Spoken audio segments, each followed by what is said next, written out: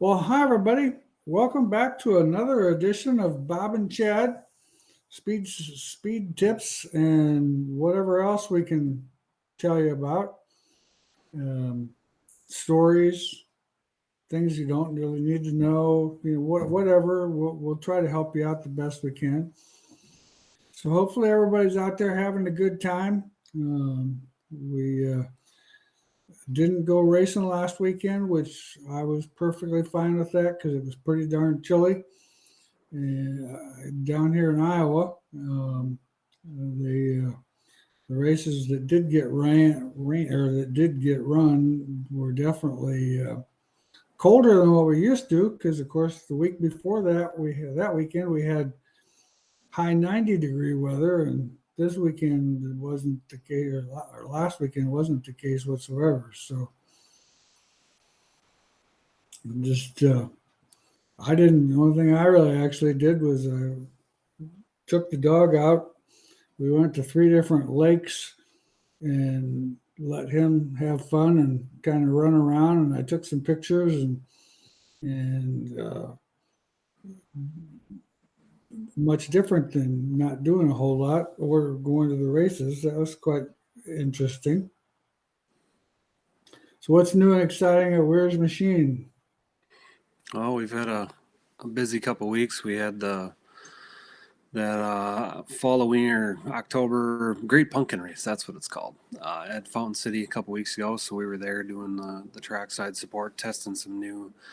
We're working on our slider lock mechanism to try and make it easier to use, and so we've been testing that last couple weeks there, doing that, and then we had the Oktoberfest races here at the asphalt track this last weekend. So that was a busy week working on Ultraforce machines, and we actually developed a new part there too that we're excited about moving forward. So, it's unbelievable. You get the opportunity to go to these racetracks and you get all these great minds together, and how quickly you can come up with a new tool or a different, alteration to this. Or it's just we got such an amazing group of people that it just makes it so much so enjoyable to kind of steer the ship, I guess, with such great people. Sure. So yeah, and then we got one of our other new products that just got done is our angled carb spacer, kind of more for the late model guys, but I think there's a few mod guys doing it. But so it's angled, and then it takes our normal inserts into there, so you can do the reduction deal. So those are pretty sweet. So we got that. And I think factory support, I think, is done until I think the Dome. We talked about going to a couple other ones, but we're not 100% sure. But I think we're done until Dirt in December. Uh-huh. Yeah. Well, One more big thing happened today. The dealer map is live, so the boys have been working hard on that. So if you want to find out where to buy the products, if you don't buy them direct from me or you don't buy them from Bob, all of our dealers, including Bob, are now listed on a map on our dealers on a tab on the website, which is our dealer app. So cool. that's pretty neat. So you can find the dealer closest to you or wherever you want to shop. Sure. Well, sometimes, you're in a situation, especially if you're out in California, shipping time, having a dealer there is definitely a big advantage, or even down North Carolina, Florida, whatever. I mean, we're pretty fortunate. We're 2 days away from you, so most everything's not the end of the world if we don't get it. Yeah. And of course, we've got one of your larger dealers is only a day away, so we're in pretty good shape.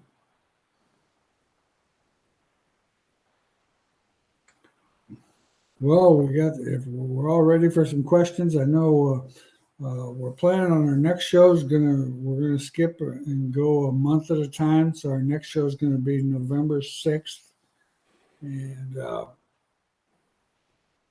I'm just giving everybody a break. I know there's a lot of guys that have things to do, or hunting, and other than watching this type of stuff. So I can understand that. The first question is Tommy for a street stock with no No rule. No rule for that. 60 or 63-inch rear end. Do what do the big difference? Um, well, some people like the wider rear end. I don't know if I'd go to a 63. I know, we built quite a few 62s last year. Um, the big advantage is with the limited how you can move the rear, move the wheels around, and some places have specific wheel offset rules and things like that, so you can actually stick the left rear out 2 more inches, get you a little bit more traction up off the corner, makes the car a little bit more balanced in the back. Some guys really like it. Some guys, it kind of makes it, depending on their driving style, makes the car kind of tight in the middle of the corner.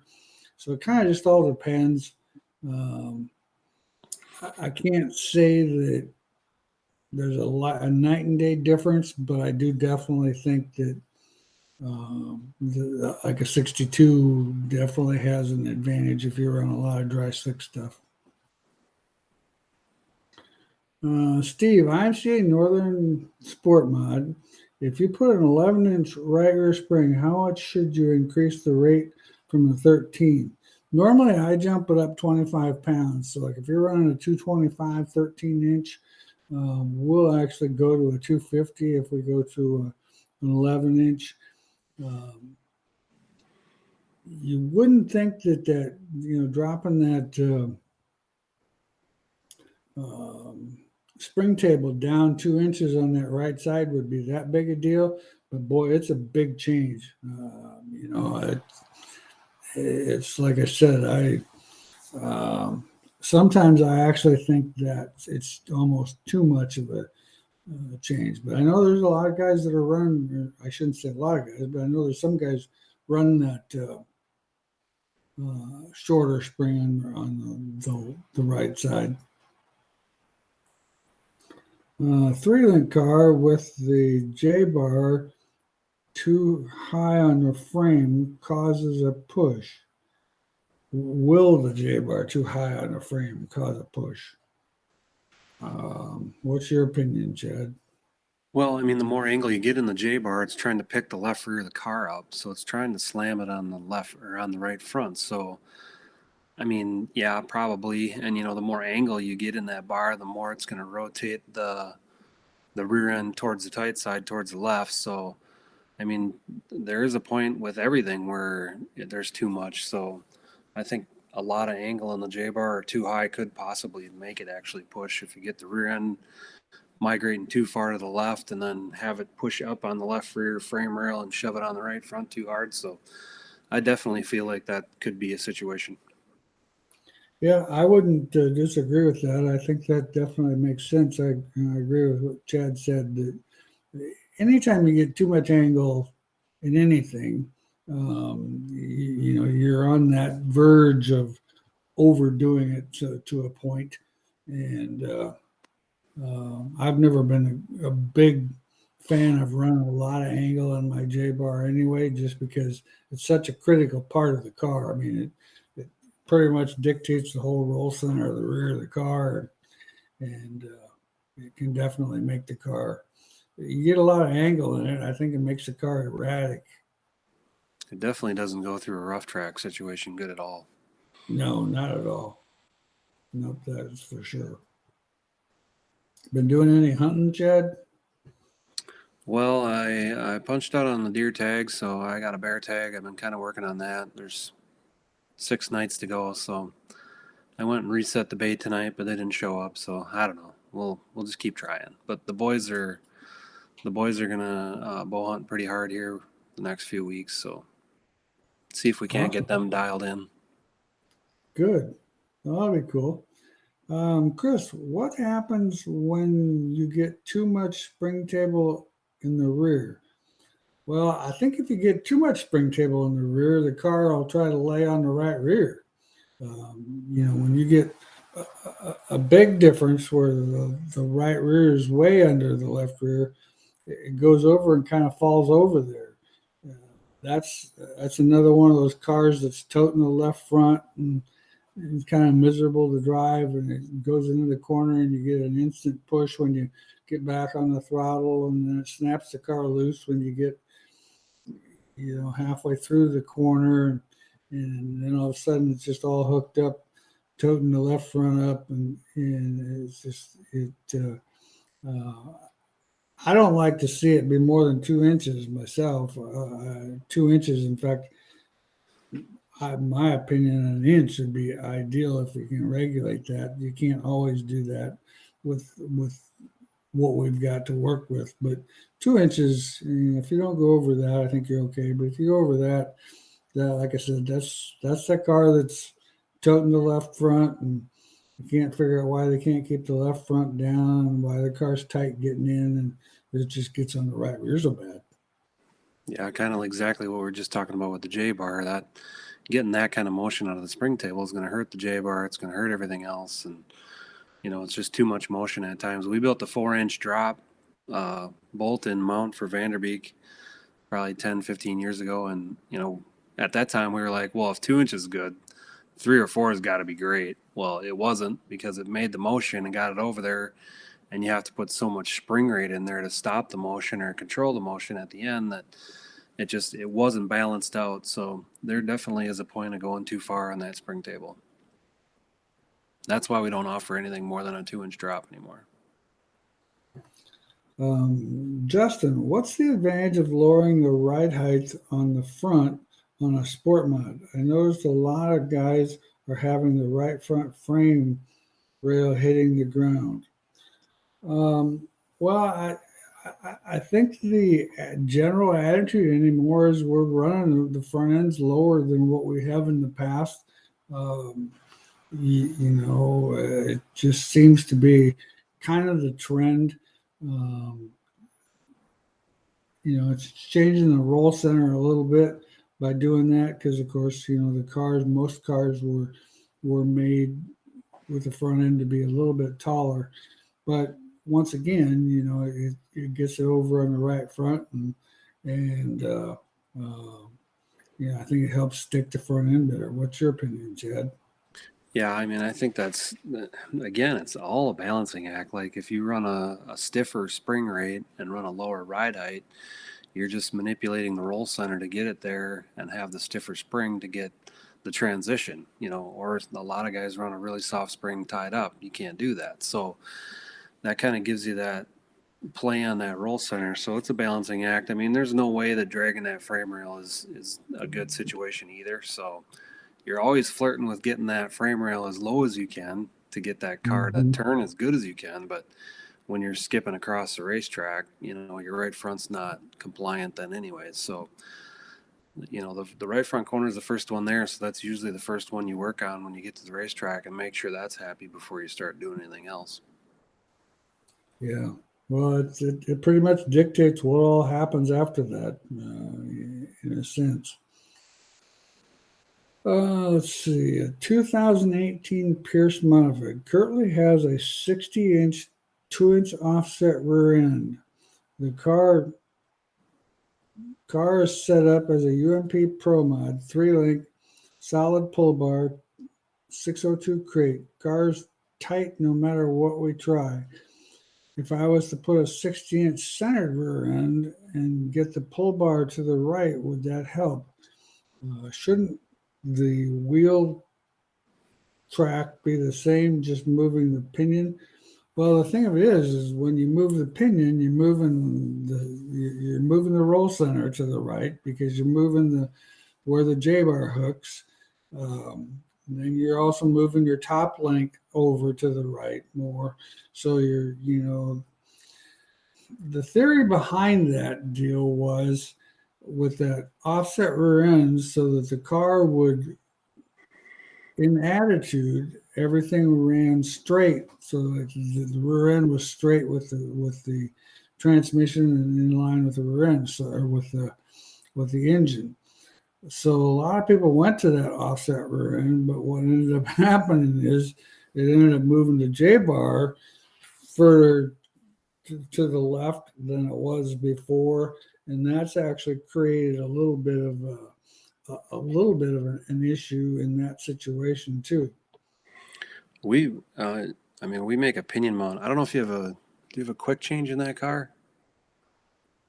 If It you doesn't have a say. quick change, we'd have a pinion mount that has a slot 2 inches to the right. So then you could move the JBar 2 inches to the right on the rear end side, and it kind of centers up that roll center, and that helps them offset rear ends turn tremendously. Then you wouldn't have Oh to go yeah, buy a whole new rear end to fix that handling issue of always being tight because the rear roll centers, to the left of the front roll center. So then when you turn into the corner, you got to get it to come around itself. So give us a call there. I know we got them for a quick change. I'm not sure if you got a Ford 9. I don't think we got one. We could probably get one done.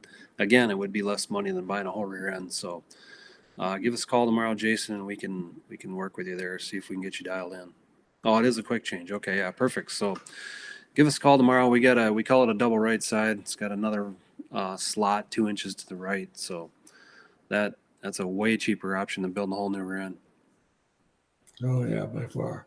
Yeah, that would definitely, if you're not running if you've got an offset rear end, that definitely, I think would fix the problem. And then I would start the pull bar 2 inches to the right of center to mimic centered. Yeah. Yeah, almost move that as far over as you can. Yeah. Let's see here. Johnny, which type of pull bar would be better all the way around? Spring bar or a biscuit bar? Well, it kind of really depends on where you're running and what you're running. I mean, both of them work really well. Um, we do kind of see a little bit of trend going with spring bars right now. What sales wise, what are you seeing, Chad? Yeah, I mean, it just goes in trends.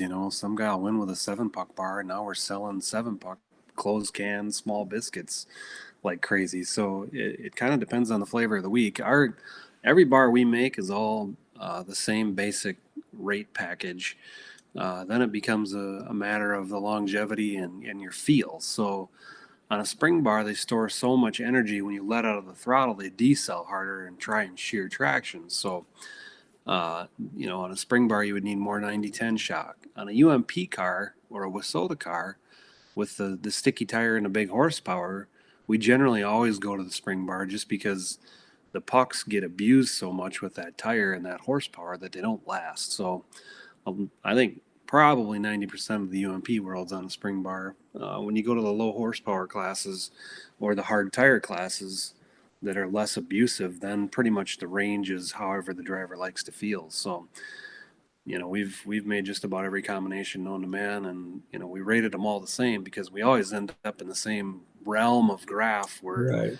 we're not changing the tire width, we're not changing the horsepower, we're not changing the variables that are there. So you're basically just tuning it off the spring or the puck based on your decel feel is what I think. Yeah, well, I would agree with that totally. And you're definitely correct on that 90-10 shock. If you're running a spring bar compared to a biscuit bar runs a lot lower, a lot less 90-10 or upper bar or upper shock. So that makes a big difference. I'm missing a question there. Should be on Justin. Oh, well, we just answered him with that other question. Hopefully he was listening. Yeah. On an IMCA stock car, rear shocks, should they be in the same line as the spring, or is it better to have angle in the mounts? I think it's better to have angle in the mounts because I think the shock needs to have a little bit more control when the car is rolling for the right, and that seems to make, because when the car rolls to the right, it tends to, if you've got the right shock angled inboard and the left shock angled inboard, it's kind of a triangle thing. So when the car rolls, it tries to it straightens that shock up rather than tipping it out. And the same with the left rear, they're both working in the same pyramid type angle, and I think it gives the system some stability. Um, Rules say pull bar has to be in line with the pinion. Yeah, that's fine. Your bigger problem is that roll center with the JBar. So Yeah, you can tune that the pull bar angle and manipulate that traction wise. But if you're always tight, it's mainly the pull or the panhard bar is the main problem with the roll center being so far to the left in that car. If we can get that roll center to the right, that'll help it turn, and you won't even notice the pull bar being 2 inches to the left. yeah. The pull bar doesn't have near the effect that J bar has. Yeah. Let's see here. On an IMCA modified sport mod with 53% left side weight, with increasing the left side weight percentage, tighten or loosen the car in the corner on the throttle. Um, well, in my opinion, if you increase the left side percentage, it would tighten the car up on the throttle. Right at first, your first immediate corner entry, phase one of the corner, the high left side weight car is going to be a little bit freer getting in. So you have to kind of tighten it up a little bit more. But once you do that, coming off the corner, a more left side weight will definitely give the car more traction up off the corner. So it's kind of a balancing act. You know, we run 54% with the driver, and that seems to be pretty good. You know, we've got some guys that are a little bit bigger boys that have to be in at 54.5 to 55%, and their cars seem to work pretty decent. You know, they just have to maybe run a little bit more panhard bar angle than what what the lighter guys would do. But overall, uh, that's kind of what the left side weight does. Is it gets you off the corner better. It's a little bit freer getting in. But on the throttle, I would say, in answer to your question, on the throttle, I would think it would make the car tighter.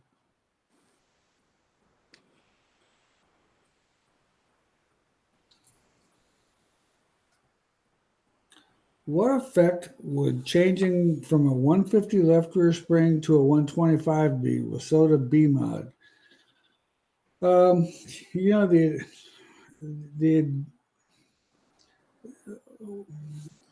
hold on. I lost the question. Um, well, you would be able to have a little bit more preload on the 125. Um, I think it would create more hike off the corner, when you get back on the throttle, it would create more hike. And load wise, you just are going to have to run a little bit more preload on it than what you would on the 150, so that it still has the traction that you need. And that would be the advantage of just getting more hike out of that spring. What's your opinion, Jed? Yeah, I think that's exactly.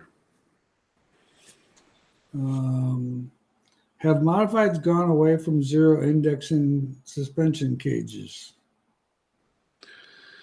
I mean, we're still selling pretty much everybody the zero index left rear, standard right rear. Some guys have zeros on the right rear also. So, in my personal opinion, I still feel like the bars and the zero index holes are the best, just because I like the compliance and I don't like bar lock. But I mean, there's guys camming it over and putting it in bar lock, and it's a balancing act. It's whatever you feel is today's Kool-Aid and what you should be running. But in my opinion, having the bars and the zero index holes, if I had a race car and I was running it, that's what I would be in all the time, just because of how compliant the suspension is. On a 604 IMCA modified, which pull bar would suggest for a shorter quarter-mile racetrack. You know, on a short racetrack where, depends on what the corner entry is like Chad said earlier, the spring bar is going to tend to free you up a little bit more getting in. I think they have a little bit quicker traction, but you're going to get a little bit more movement out of the spring bar than you would. But the deacceleration, so normally on a shorter racetrack where you're turning all the time, I would think it would be an advantage. That's probably what I would go with if I was, doing it. On a Chevelle front clip, switching to three-piece pinto spindles with the old bump steer spacers be the same with the new spindles? No, absolutely not. There's a substantial difference. We had with our true pinto spindles, we had like 5/8 of an inch of bump steer spindle or bump steer spacer, and now we've got like a quarter with the same car. So it's definitely a lot less because the steering arm's in a little bit different location. Justin, my wife is new to sport mods coming from factory stock classes the last year. Should I be making adjustments for manufacturer's base settings or just have her make laps? Tight on entry, but she's not fully up to speed quite yet. Only 2 nights in the car. I would hesitate to make a lot of adjustments. I think I would be pretty much at base and let her get up to speed. We've got some drivers out there that have 5-6 years under their belt, and they're not very far off from base the way it is. So, I mean, the amount of changes that they do to their sport mods, pretty minimal. If you've got a good base setup, I mean, unless you're at a place where they have tremendous amount of cars and a lot of different classes, and the racetrack goes goes rapidly from one condition to the next. I don't know if I would throw a whole lot to it. She'll tell you. I mean, when she's ready for a change, you'll know it. Yeah, I mean, you really got to look at how she's going to drive and base it off of the driving style. I mean, there's so many times you get to the racetrack and you have a chassis builder's recommended settings, but I mean, you can have 4 BHE cars, right, Bob? And you're close, but they're all 4 probably a little bit different based on that guy or gal, how they drive, So, I mean, you got to listen to her and you got to watch her. And if you think you need to make a change, then you need to make a change. If she's driving it straight and she's so tight because she's driving it straight, free it up. I mean, she'll probably go faster if she feels more comfortable. So I think you got to let her come up to speed, and you also have to listen to what she wants because, I mean, her body's going to tell her what she needs. So. Yep. I would agree 100%. With a 4-link car, do you like rubber in both ends of the top bar or a solid on one end?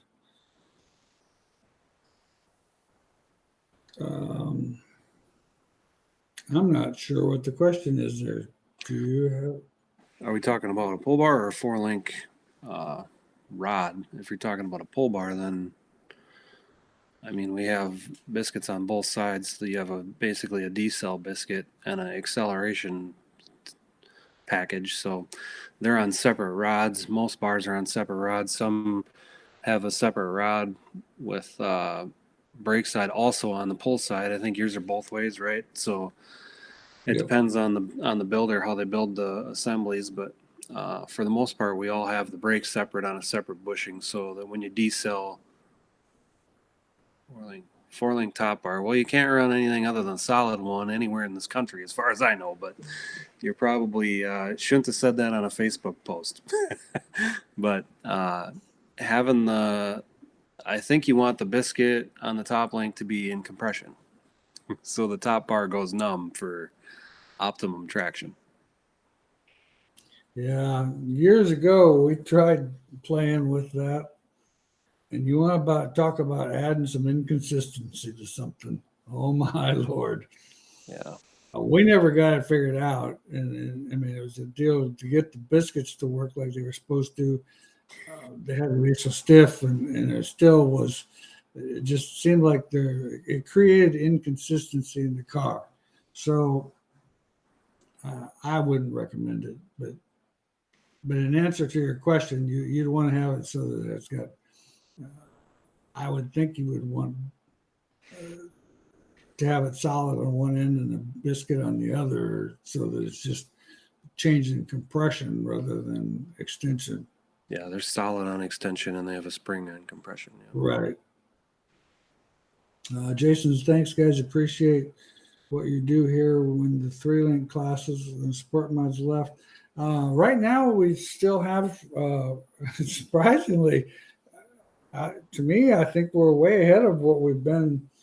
We had 4 guys sign up for some of the classes this weekend, over the weekend, and it seems like it's a pretty steady stream. So I know there's still spots in the sport mod class, but once again, last year the sport mod class and the stock car class were both a sellout. So if you're thinking about going, I definitely would probably not wait super long.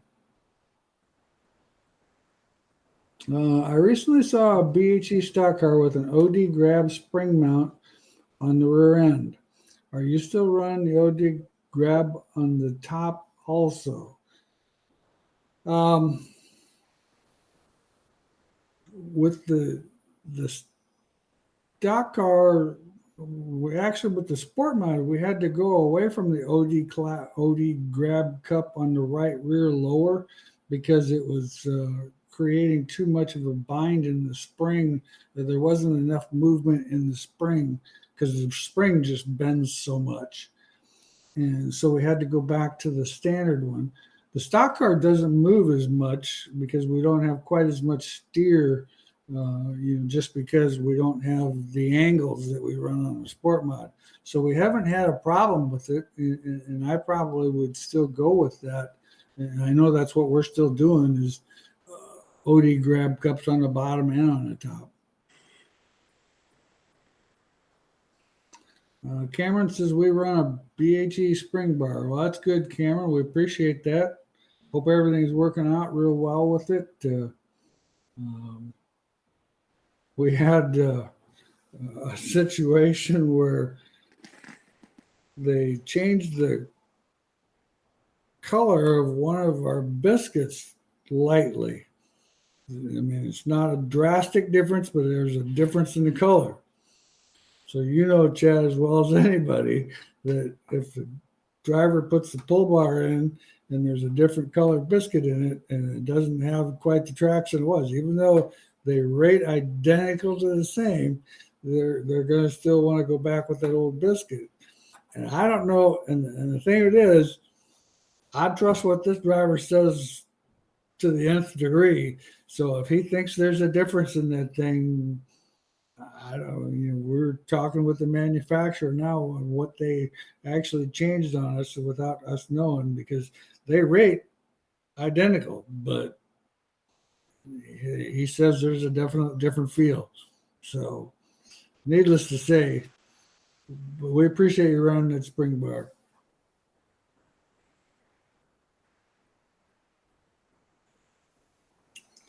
INCA Sport Mod currently running a 125 left rear spring preloaded at static ride height, left rear cup and screw jack bolt, and nearly 3 inches lower than the right side spring cup and spring jack bolt. According to the spring table, this is backwards. How would you overcome this? Well, the thing of it is, when the car actually is in motion, the spring table is still okay. You can't, it's a situation where when you have that much spring compressed, and it's definitely, it looks like it's a lot lower, but you'll find out that if you put what you kind of want to do is you want to put the car, in a dynamic motion to see where that spring is actually at under a racing condition, and you'll see that the spring table is actually, for a split second, it's at right height, it's standard right height, it's under, but once you apply the throttle, the spring table definitely is higher, and under all situations when you're on the racetrack, it is higher. Yeah, we made 2 additional cups just to try and help that situation. So we raised up and made a 1-inch raised cup, and then an additional 1-inch deeper cup for the right rear to try and offset that a little bit. But what Bob's trying to say is once you get on the racetrack and you get the car into motion and you're rolling, then it's going to be right, and it's never going to come back to that ride height stage until you're basically under yellow. So, that's just a situation where we didn't run it before we started preloading springs. That wasn't a problem, and what Chad done by making, the different spring cups has definitely helped the situation. But I don't think, when we're preloading that left rear so much, I think we have to look at the fact that you don't have to apply much throttle. You can actually watch the car when the driver pulls out of the pit area or pulls out of his pit stall. The second he applies the throttle, it's up in the air. Okay, let's see. Positive bite versus negative bite. Well, I always like to have positive bite, but when you have a situation, some guys still drive with, like that right rear being tight with bite on that right rear. And I'm not saying that they're not fast, because I've seen them do, definitely win races and be pretty fast. I think it's a driver preference, to be honest with you. We're not seeing the crazy bite numbers difference, but a small amount, 30 pounds of right rear compared to 30 pounds of left rear. We're not seeing big swings like we were seeing before. Now, if you do a lot of preload, you're going to have a static number, that's going to be pretty high, or that can get high. The more left rear bite you have, the freer the car is going to be getting into the corner. If you've got right rear bite in the car, it's definitely going to be tighter getting into the corner. My opinion, the car off the corner, the right rear car that's got right rear bite in it, eventually is going to create more heat in that right rear tire and cause that right rear tire to maybe give up a little sooner than the left rear. But it still all depends on where you're at dynamically. I mean, it just, and it's a driver preference. Let's see here. Mike White on a street stock. Did I miss something? No, that was. Oh, yes. Mike White's a street stock. Yeah. Okay. Yeah. Robert wants to know, are you running the Torrington bearing on the bottom as well as in the stock car? No, not on the bottom. You can keep the bearing in there, putting it in the bottom, because the problem is it would lay in water when you wash the car, and those bearings do not like water. Any suggestions on how to keep an IMCA stock car from hitting the right front lower control arm on the frame backside? Well, legally, the tech man's going to say increase spring rate. Yeah, the tech guy is going to tell you to increase the spring rate. It's still back to that balancing act. I mean, you got to have as much clearance in there as legally you can have, and still having a balanced car. I mean, if you're getting over on the right front, and you're running an 800-pound spring, that's probably a little soft for a 2,900-pound car.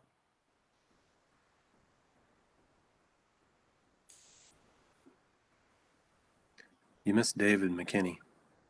I did, didn't I? Yes. Chad, I know of 3D print parts. Have you ever considered 3D printing an intake manifold, looking to make more weight off the motor?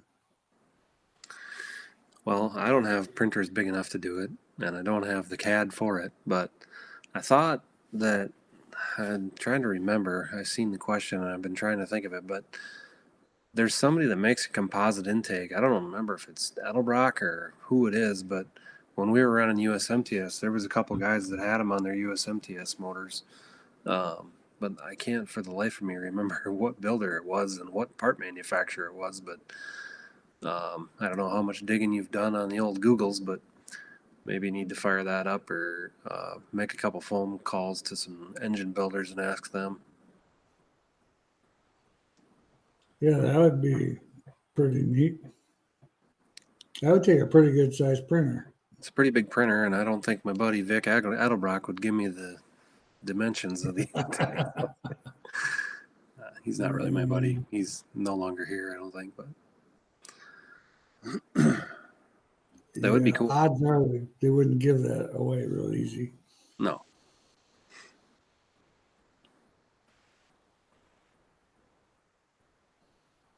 So if you're not racing this weekend, you got any big plans for the weekend? Looks like it's going to be raining, so. Oh, boo. Yeah. Yeah. Well, we definitely could use the moisture. It'd be better if it was during the week. Yeah. When we're all inside. Back to the 3D printer. Chilly. It's cold. It was cold here. It was cold here. Yeah. It sounds like it's gonna be a little chilly again this weekend. Yeah. The 3D printers are cool. I mean, we build a lot of parts on them, and we were able to prototype that new asphalt part there last weekend at the Oktoberfest, and concept to creation is 4 hours on that part. So it's pretty crazy that what we can do and what we can test and how fast we can build something to try it. But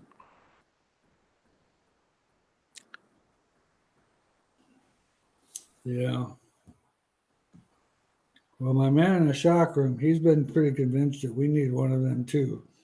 I'm pretty convinced we don't. First of all, I don't know where the hell we would put it. I mean, our poor little place is kind of etched at the seams. And we can't, adding equipment is now it's more or less, it's not necessarily what it'll do for us, it's where will we put it so we can do something with it. Airflow research, that's right. I couldn't think of that. That's what it was. Composite intake. Oh, yeah. Yeah, I remember hearing something about that. I'm not much of an engine guy, but I do remember hearing something about that.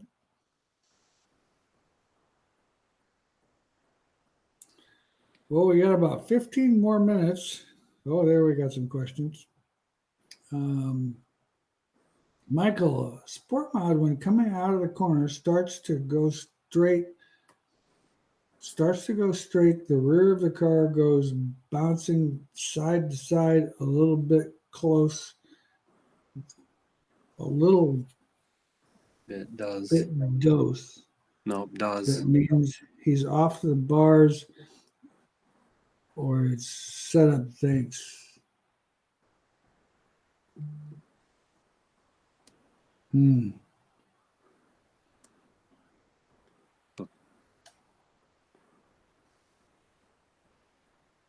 I don't know what to think there. you know, I mean, it could be a situation where I would actually almost think if the car goes bouncing side to side, you know, there's some sort of a bind someplace when it gets under traction. Um, would lead me to believe that. Um, but then again, I don't understand the part when he's off the bars or is it in the setup. You know, those cars tend to, with having a lot of angle in the left rear and not much in the right rear, they tend to, it's easy for them cars to kind of create some sort of a bounce. Right rear shocks pretty critical on them. Um, you know, some guys go really soft on compression, and that right rear seems to need a little bit more compression. But our tires too is a little bit of an issue because you know there's a fair amount of guys run a little too low air pressure, and the tire itself is kind of creating a little bit of the bounce too. Dylan, on a hobby stock, what would you say is the most important thing to look at when trying to improve drivability and still maintain a good amount of bite? Springs, shocks, tires. Well, Dylan, I hate to tell you, but all of those things would probably make a big difference. You know, it just goes back to that balanced car. I mean, the more you can have a good balanced setup, um, shocks and those hobby stocks is has really become a big deal. You know, I mean, we sell. I'm amazed at how many sets of hobby stock shocks we actually sell. I would have never dreamt that that class would need. But it's just like everything; it's going in a circle. So I mean, it definitely can use the shocks, and they definitely make a big difference. So I would have to say, and I don't know much about the hobby stock tires. That DOT tire, I really have no knowledge of that, so I can't really tell you on that. But shocks definitely are a big factor. Like I said, that would be my first, not just because we build shocks, but that would be my first go to because that's where I have seen the biggest gain in that class by putting a good shock on one of those cars. Has made some of those cars that weren't such great cars pretty darn good race cars with good shocks on them. Barrett, an IMCA Sport Mod solid pull bar with more angle has quicker traction than a pull bar with less angle. However, does length of the pull bar affect traction gain speed also? Yeah, it definitely will. The longer the bar is, the slower it's going to react. It's going to be smoother. Um, you know, we still, in that 28 to 30-inch bar seems to be, pretty comparable to what most people are running. We do see some guys that are still running some 24-inch stuff. I think the 24-inch stuff is too short. I think what it does is it gets the car to react quick, but I don't think it lasts as long. So keeping once again, it's back to a balanced car, keeping traction all the way down the straightaway. Definitely, that longer bar is going to be a lot better.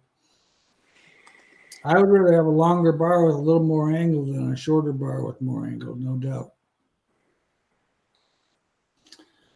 For aligning the front end with a collapsible steering shaft, does anybody make a lock for the shaft so that it does not move while adjusting the toe? You know anything Collapsible. about that, Chad? The collapsible shaft shouldn't have anything to do with that. I wouldn't think so. You put vice grips out on the non-collapsible part out inside the engine bay. If you really want to lock it when you're setting tow, for the most part, I mean, I know on go-karts they have a pin on their thing, on their steering shaft. So they all Yeah. lock that in when they're setting the tow. For the most part, on the big car stuff, we really have never built anything like that. The only time really we lock that steering is when we're bump steering, so that you can run through the whole motion and you're not trying to steer the steering wheel. So I don't think it's necessary when you're set in tow. No, I don't think so. The steering box has enough resistance to be pretty steady. What causes the stock car to skate on exit? The whole car starts to go towards the wall during exit and won't stay down with wheel input. Have to get off the throttle to keep it off the wall. It doesn't feel like it's going to spin out. What adjustments to make? I would say it sounds to me like it's just too much left rear bite in the car. I mean, too much left rear drive. You need to free the car up a little bit more stagger, maybe a little more angle in the right rear trailing arm. I wouldn't take angle out of the left rear because you can't. I mean, there's no such thing as too much angle in that left rear on those cars. I mean, I think maximum you can get is about 22 degrees or whatever, for the most part anyway. So, what I would probably suggest is if it's running up the racetrack and doesn't want to turn, it's just driving off that left rear way too hard. Could be a possibility that you got too much lead in the car. Rear end, right rear tires too far ahead of the left rear tire. Those type of things definitely would cause that problem. Weight percentage? Yeah, weight percentage. A lot high rear percentage would probably cause that problem.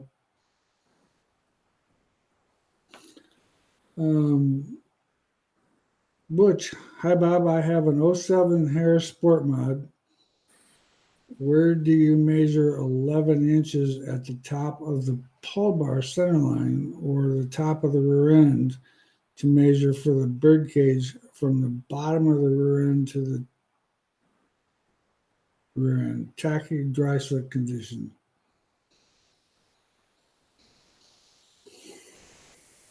I gotta reread that one.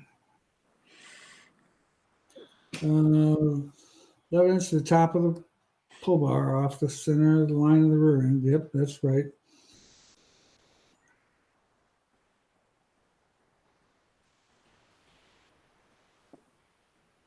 Off the top of the rear end. What measurement for the bird cage? Oh, the bird cage off the rear end. Well, the bird cage itself, most everybody's on a 9-inch spread, 4.5 at the top, 4.5 in the bottom. And that seems to be pretty good. I don't really change any of those height measurements from a dry slick to a tacky condition. I usually adjust other things, tire stagger, that type of thing, lead, spring bar, or the trailing arm angles. We usually adjust that stuff. If the car is balanced as it is without the left front limit chain, would you recommend adding one? And if how much would you limit the travel? Well, I definitely think that if you can legally, if your rules allow you to run a limit chain, I definitely think a limit chain's a positive thing to have. Stock car. What we normally do is we put the limit chain in there so that the shock has 1.5 inches of travel so that we can limit it.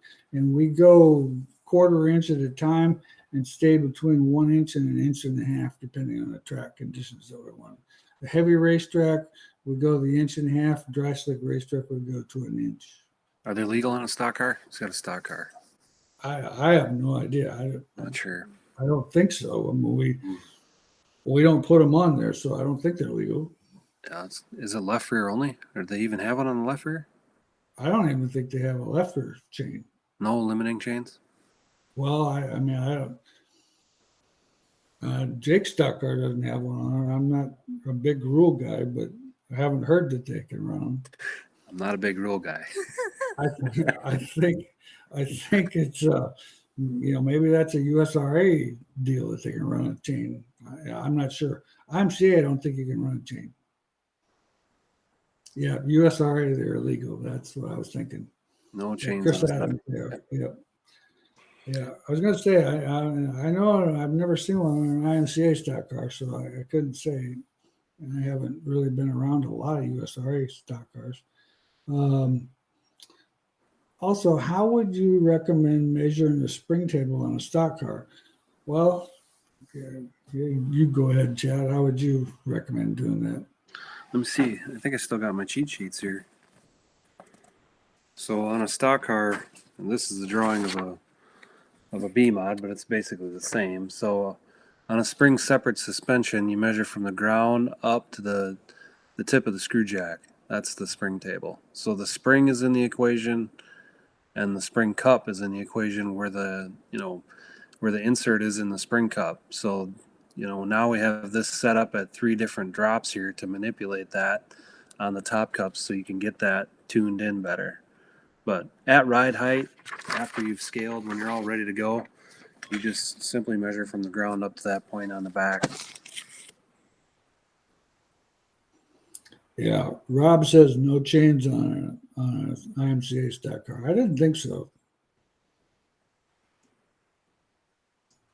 but that makes sense now. The last couple of shows, people have talked about chains on a stock car, so that would make sense because it's USRA that can run a chain.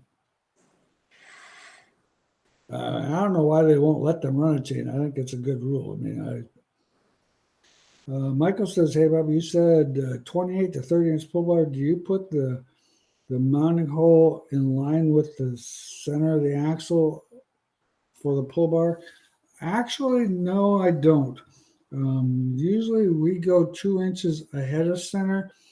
What you want to do is you kind of want to put the car in motion to see where it actually ends up being. You want to make sure that on a solid pull bar, it's always in front and it's always pulling solid, because you wouldn't think that would move that much, but with the amount of roll steer that those cars actually get, with the amount of roll steer that those cars get, that's where that actually changes that location, and it can get, if you go to the center, then all of a sudden you're changing, the angle will go out of the pull bar instead of pulling it into the pull bar.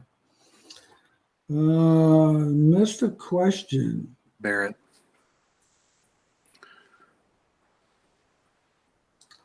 Oh, sorry. When the track slicks off, we move the pull bar down on the housing. Should we be lowering it on the chassis as well? No.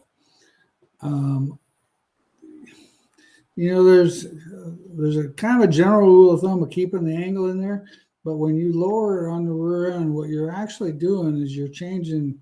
Anytime you make an adjustment on the rear end itself, it's like a 2-to-1 ratio of moving an adjustment on the frame. And what happens is when you move that down on that rear end, the car actually, the pivot point of that rear end makes that thing quicker. So that's what actually is changing. Even though it's a solid bar, it still makes the quicker reaction time to give the car a little bit more traction. And plus, when the car has so much steer in it anyway, and the rear end moves around, you're not moving that pull bar around as much. It's more standard with that way. I would like to know how that works. I've never really actually thought about moving it. That'd be way too much work for me to do.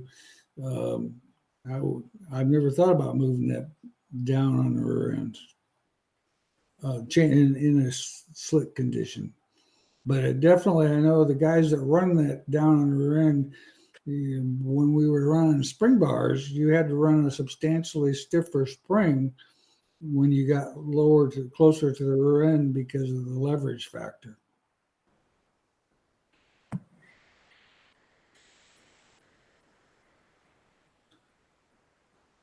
Okay, well, it's 8:00. We appreciate all you guys and a lot of great questions tonight. Hopefully I answered them the best I could. I think I understood most all the questions. So, and of course, Chad did a great job like he always does. So that's good.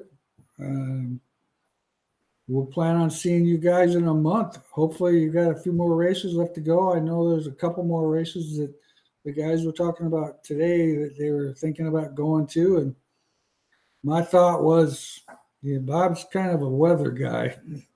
I don't do cold weather, so I don't do winter sports. And so my idea of going to a fall race where it's misting and nah, nope, no doubt. Well, we appreciate that.